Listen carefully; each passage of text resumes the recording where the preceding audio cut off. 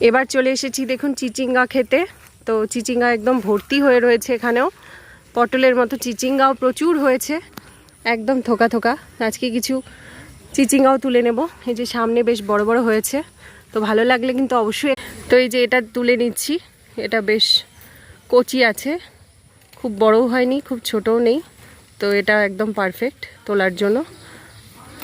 এই যে দেখুন এটা খুব সুন্দর তুলে নিয়েছি, আরও তুলব। দেখুন প্রত্যেকটা ডাল একদম ভর্তি হয়ে রয়েছে, তো সবাই মিলে এখানে তুলে নিচ্ছি। তো ভালো লাগলে কিন্তু অবশ্যই আপনারা একটা লাইক করবেন, লাইক দিতে ভুলবেন না একদম।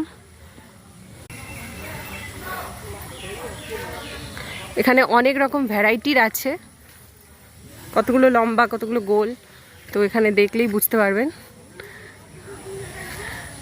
তো এটা কিন্তু পুরোপুরি অর্গানিকভাবেই হয়েছে, আর বৃষ্টির জন্য খুব সুন্দরভাবে হচ্ছে পুরো ক্ষেতটা।